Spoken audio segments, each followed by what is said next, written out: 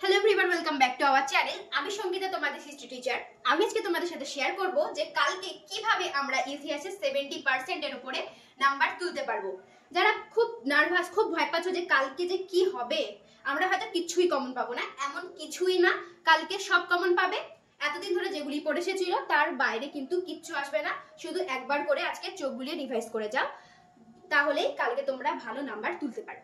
যারা অঙ্ক, ভৌতবিজ্ঞান, ইংলিশ এই সাবজেক্টগুলিতে খুব দুর্বল, তাদেরকে কিন্তু ইতিহাসে ভালো স্কোর আনতেই হবে, না হলে কিন্তু আমরা মাধ্যমিকে ফার্স্ট ডিভিশন আনতে পারবো না। তাই দেখে নিই যে আমরা কিভাবে কালকে মাধ্যমিকে 70% এর উপরে নাম্বার তুলতে পারবো। যারা ভয় পাচ্ছ যে আমরা হয়তো বেশি নাম্বার ইতিহাসে তুলতেই পারবো না, তাদের জন্য কিন্তু এই ভিডিওটি, তাই স্কিপ না করে অবশ্যই দেখো আর আরেকবার করে রিভিশন দিয়ে যাও আজকে রাতে।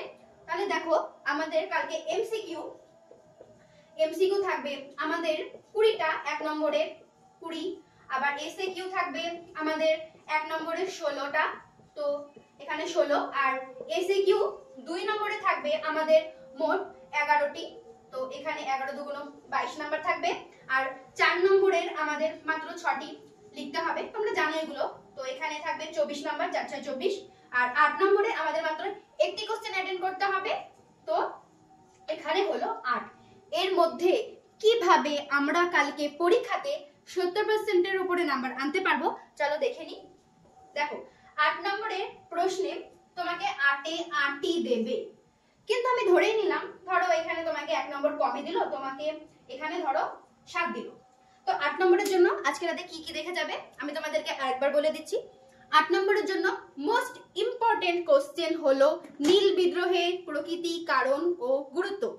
এটি দেখতে কিন্তু তোমরা একদম ভুলো না।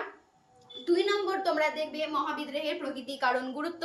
3 নম্বর দেখবে যে প্রকৃতি, শিক্ষা ও মানুষের সমন্বয়ে রবীন্দ্রনাথের শিক্ষা চিন্তাটি আলোচনা করো, এবং 4 নম্বর দেখবে যে সশস্ত্র বিপ্লবী আন্দোলনে নারীদের ভূমিকা। এই 4টি প্রশ্ন দেখে গেলেই 8 নম্বর হুবহু কমন তোমরা কালকে লিখে দিয়ে চলে আসবে।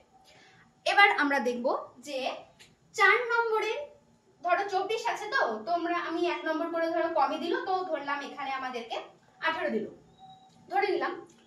এবার 4 নম্বরের জন্য আজকে রাতে তোমরা কি কি দেখবে আমি বলে দিচ্ছি আরেকবার তোমাদেরকে, ওগুলি চোখ বুলিয়ে যাও তোমরা।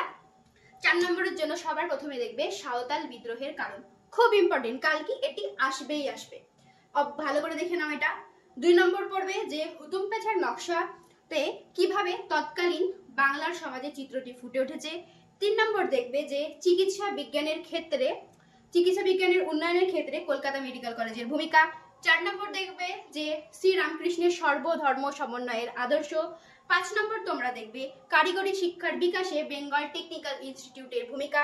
6 নম্বর তোমরা দেখবে, খুব ইম্পর্টেন্ট কালকের জন্য এটিও, যে হায়দ্রাবাদ ও জুনাগড় রাজ্যটি ভারতের অন্তর্ভুক্তির ক্ষেত্রে কি বাধা ছিল, বা এই রাজ্য দুটি কিভাবে ভারতের অন্তর্ভুক্ত করা হয়। 7 নম্বর তোমরা দেখবে উদ্বাস্তু সমস্যা, আর 8 নম্বর তোমরা দেখবে কালকে কাশ্মীর সমস্যা। 4 নম্বরের এই মাত্র 8টি দেখে যাও, এর মধ্যে থেকেই তোমরা কালকে 6টি লিখতে পারবে, আমি তোমাদেরকে কথা দিচ্ছি। দেখো, এইবার এসিকিউ ধরো এখানে 11 দুগুণ 22, তো তোমরা এখানে আমি ধরে নিলাম 16 পেলে।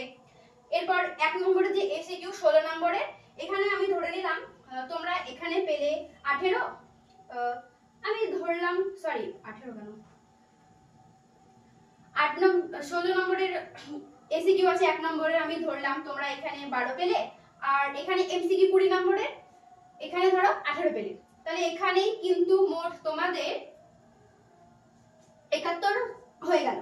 আর আমাদের তো প্রজেক্টে 10 আছেই, তো এই বিষয়ে কোনো চিন্তা নেই, স্কুল তোমাদেরকে প্রজেক্টে 10-এ 10ই দেবে, কখনোই কম দেয় না স্কুল প্রজেক্টে। তো আমাদের 81 হয়ে গেল, মানে হিস্ট্রিতে আমাদের ফার্স্ট ক্লাস হয়ে গেল।